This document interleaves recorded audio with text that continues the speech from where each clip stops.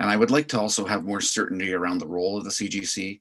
We've had a lot of discussion in the last few decades about Act renewal and unsuccessful launches on Act renewal. So I'm hoping that this time we're going to get it right and complete the process.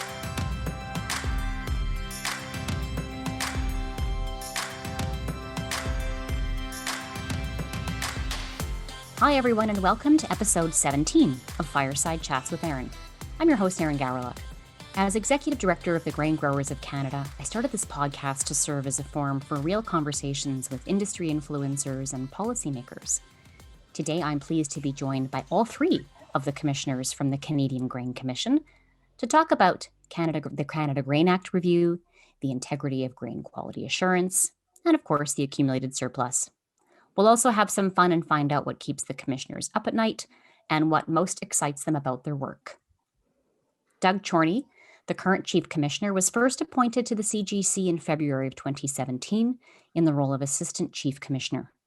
Before joining the CGC, Mr. Chorney served as the Keystone Agricultural Producers President from 2011 to 2015. He's also a professional engineer and holds an agricultural engineering degree from the University of Manitoba. He farms 1,500 acres of cereal, oilseed, and vegetable crops near East Selkirk, Manitoba. Patty Roscher also comes to the CGC from the Keystone Ag Producers, where she served as the general manager since March of 2019. Prior to her work with CAP, Ms. Roscher worked for the Department of Manitoba Agriculture, where she held multiple leadership positions, including Acting Chief Operating Officer of the Food Development Centre, the Director of Transformation, and the Director of Policy in 2019 to 2018. Ms. Roscher grew up on a farm in Etonia, Saskatchewan, and Lonnie McKeag was appointed Commissioner on February 13, 2017. Mr. McKeag has extensive experience as an owner and operator of a farm in South Central Saskatchewan. His 40 years of experience as a primary producer have provided him with an understanding of the social and economic issues facing producers and their businesses. I'm so glad that all three of you agreed to join us today for a conversation. Thank you. I want to start with a question for the newest member of your team, Commissioner Roscher. You joined the team now, I think it was about a month ago, after serving as the GM for Keystone Ag Producers. Why did you join the commission, and what do you hope to accomplish in your new role as Assistant Chief Commissioner? Thanks, Erin. I'll just start by saying it's a tremendous honor to be appointed to the commission, and I thank Minister Bibeau for placing her trust in me. I loved working at CAP. As you know, Erin, there's no end of interesting files when you work for farmers, and it wouldn't have occurred to me to apply for this, but I was encouraged by several farmers that I had worked with in the past. And of course, I'm so glad that I did. The Canadian Grain Commission is such an interesting organization with all of the things that it does and all of the smart people it has to do them. And I know from working with farmers that they really rely on the CGC to have their back. And I fully appreciate the impact the CGC has on grain company operations and their bottom line. And it's so important that any market regulation or any government intervention be continually reviewed and updated as the market changes and as technology changes, which of course it has in the grain industry. So what I hope to do is bring my pretty unique education and work experience to complement Doug and Lonnie's tremendous experience and knowledge as farmers and farm leaders. I have an ag econ background. I have policy and operational experience in the grain industry. I've worked with the provincial government, as you noted, in legislation and regulatory development, with administrative tribunals, policy and programs, and consultations. So I hope to bring all of that to help round out the commission. Great. Thanks very much. We look forward to working with you. Mr. Chorney, turning to you now, congratulations on your recent appointment as chief. This is an important time, as you well know, for the commission. The government has just launched the long-anticipated review of the Canada Grain Act. I want to go back to an article that came out in the Alberta Farmer Express just a few weeks ago, where you indicated that there are things that we can do to better reflect the needs of the sector. Where do you think there is room for improvement? And do you see the review process as being a way to drive those improvements? So I agree, Erin. There are certainly things we need to look at what we can do better, and we can bolster some of the work that we're doing like the producer security program through our safeguards efforts. And it's never been more important than it is today with the recent failure of Ilter Grain, CanPulse, Global Grain. We've seen the need for the CGC to be there for farmers. And in fact, it has worked out really well for the eligible claims. We've also taken steps to make canary seed an official grain. We hope to see that come into place by August 1st of 2021. We've lowered user fees. So there's been a lot of things that we've done within the framework that we've got in front of us today, but obviously there's going to be the need to do more with Act renewal. And I think some of the tools we use could be improved. Thanks for that.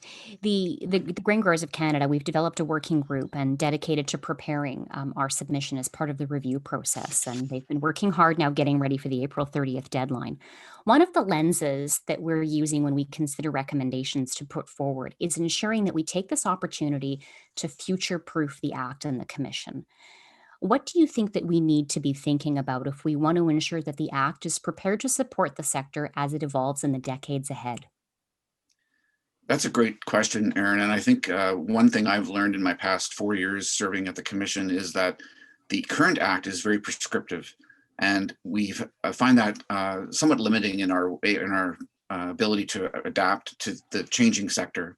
We've got digitization of transactions. The documentation is changing. Structures of companies is changing.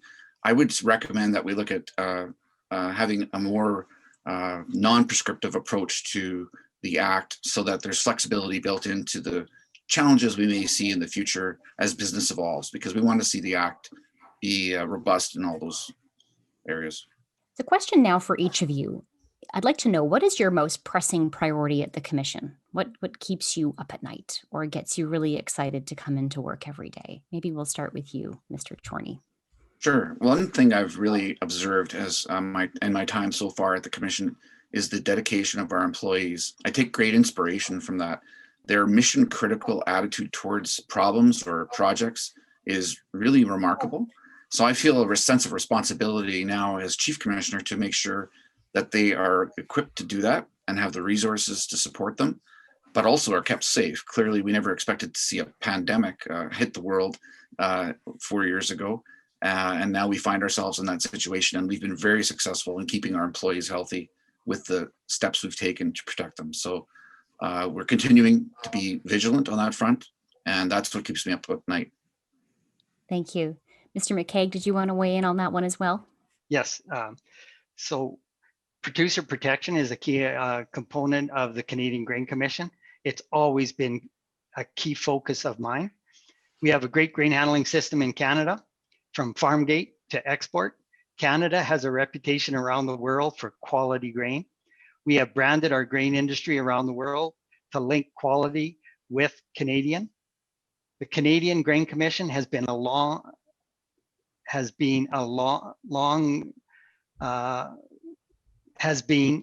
with producers and industry, a major part of the quality control system. And I just am so proud of our producers, our industry, and also, and I will say it, the Canadian Grain Commission for their part in the quality branding of the Canadian grain around the world. Thank you. And finally, Ms. Roscher, anything keeping you up at night, getting you excited to come into work every day? I'm excited to come into work every day or to stay at home to work every day because I'm learning so much right now. The CGC staff have done such a great job of preparing my onboarding package and excellent briefing material. And they've been so generous with their time to answer all of my questions. I've been out of the industry for almost 10 years now. So it's been great to see how the CGC has evolved over time and the new programs and services. And that's what I'm enjoying right now. Thank you.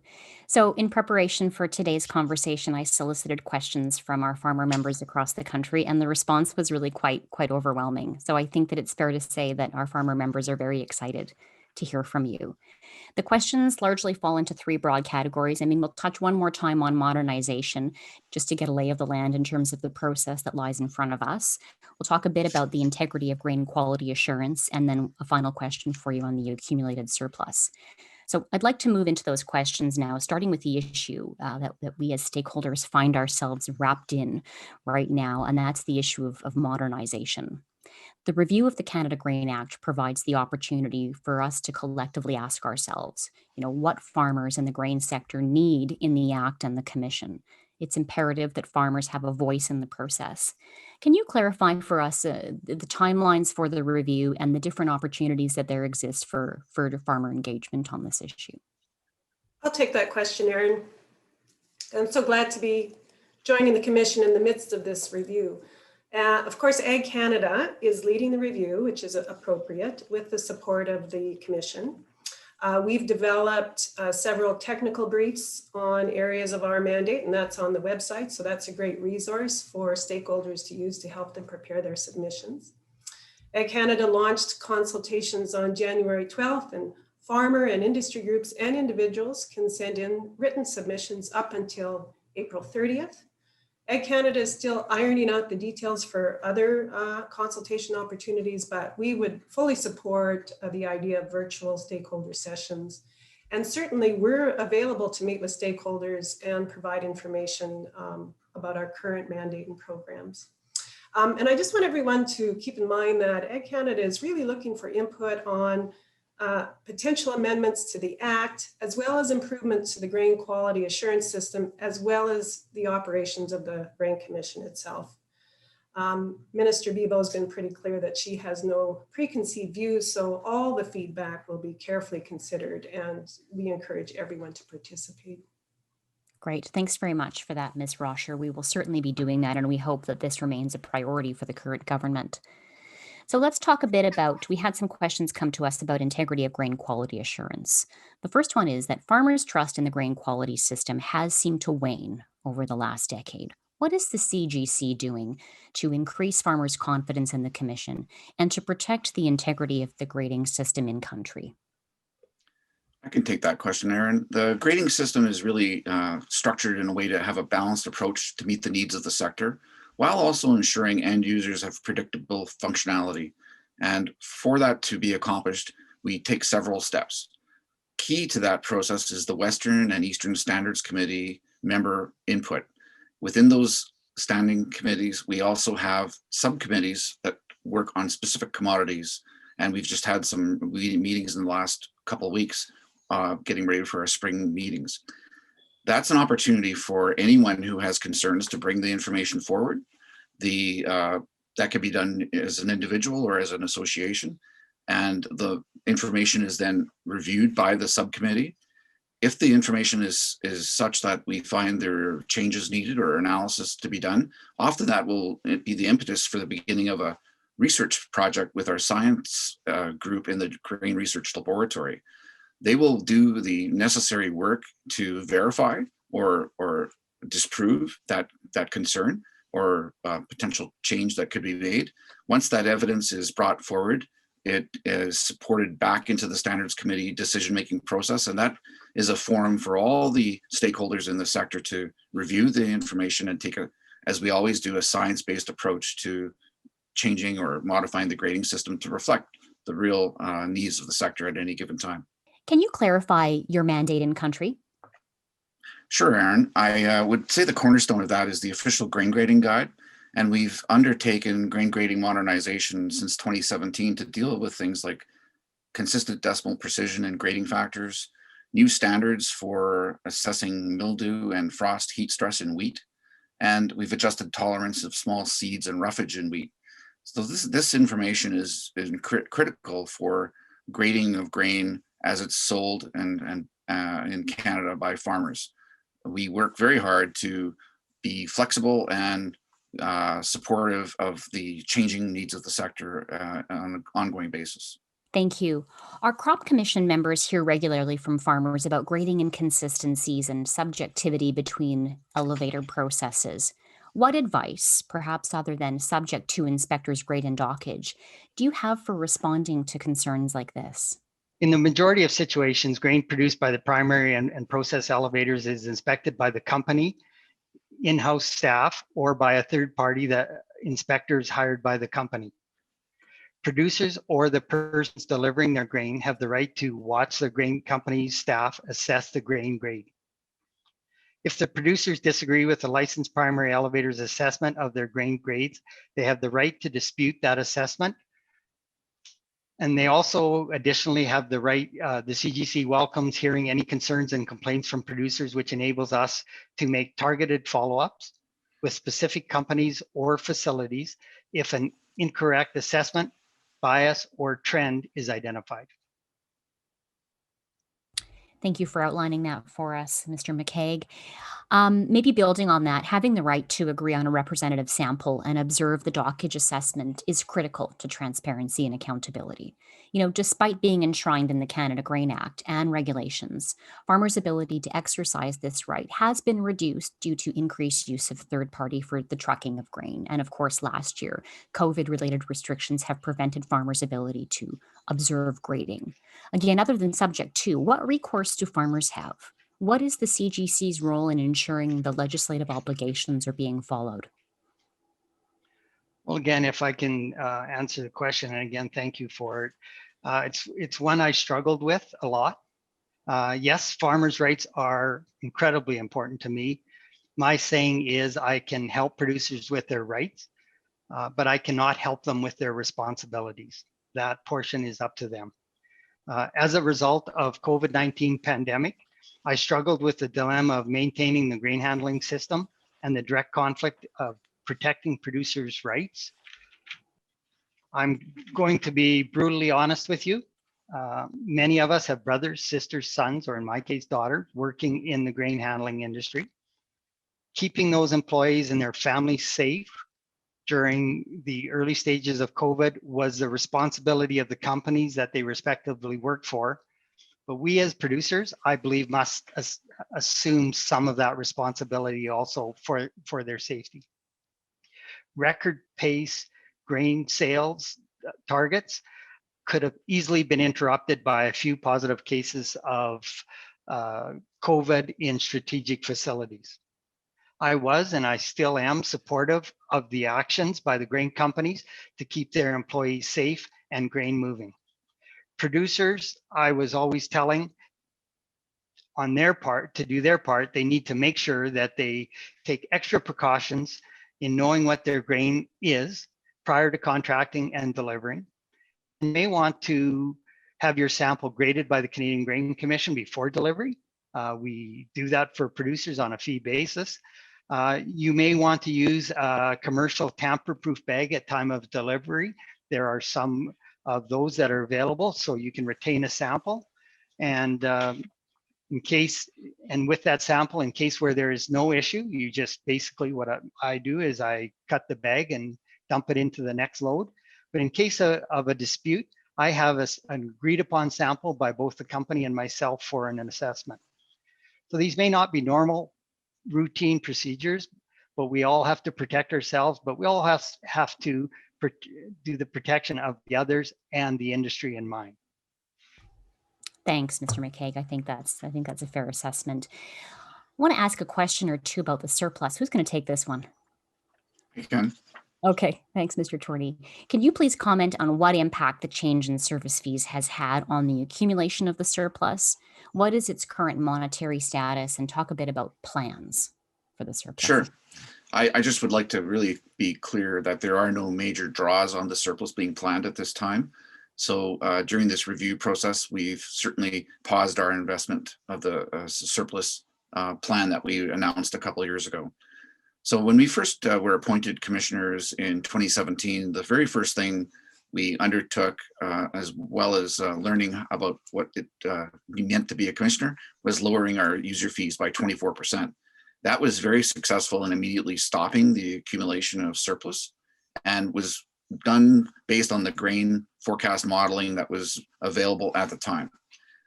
We have seen grain volumes continue to increase. We've seen producers grow more grain and exporters export more grain, thereby creating some in-year surplus growth in the recent months and recent years.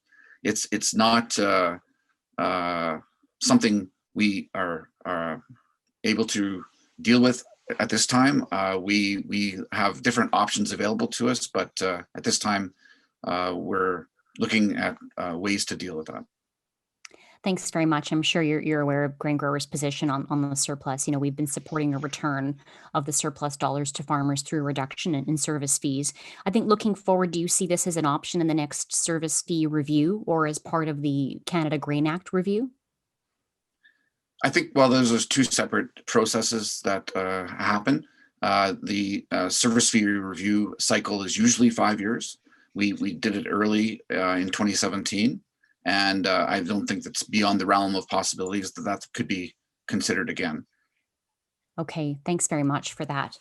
Okay, maybe closing question. We'll have a little fun, and maybe we'll start with you, Ms. Roscher. Same question for each of you. Let's work our way around the screen here. What do you hope? We just got here a month ago, but what do you hope your legacy will be, and what do you hope maybe to accomplish in your leadership role with the commission? You've had about 30 days to think about this, right? It might be a little bit too early to talk about legacy, but personally, I'm very interested in good debate and good policy analysis and evidence-based decision-making. So I'm just going to be supporting and promoting and helping to augment the CGC's role in that. Thank you. Mr. Chorney, you've had a little more time to think about this, whether it's legacy or maybe what you hope to accomplish in your leadership role now as chief. I would like to leave the CGC in a place where it's ready to deal with the future. I think that's important, not just for the organization, but for the sector. There's a lot of balls in the air and changes coming at us all the time. We have to be ready to adapt to that. And I would like to also have more certainty around the role of the CGC. We've had a lot of discussion in the last few decades about Act renewal and unsuccessful launches on Act renewal. So I'm hoping that this time we're going to get it right and complete the process. Great. And maybe final word goes to you, Mr. McHague, on this. Thank you. I just first want to thank you again for the opportunity to be invited to this today. I certainly do appreciate it. Legacy on my part is I didn't go into the Canadian Grain Commission to create a legacy for myself, but I do want to maintain the Canadian brand that is so prevalent around the world with our grain. When we hear in our travels around the world, the conversation going to quality of grain, people relate that statement to Canadian grain. So the Canadian brand, the maintaining of that Canadian brand has a lot to do with the producers, the industry, and also the Canadian Grain Commission for over the last 100 years in establishing and maintaining that brand. And I would look forward into seeing that continue on into the future generations on the farms around me. Thanks very much to all three of you for making the time to join us today. It's been an important and interesting conversation. Thank you. Thank you. Thank you, Appreciate Erin. the opportunity. And thank you everyone for listening to another episode of Fireside Chats with Erin. We'll be back in 2 weeks' time with another special guest. In the meantime, if you want to stay up to date with all things GGC, please follow us on Twitter at Grain Growers or on Instagram at Canada's Grain Growers. Until then.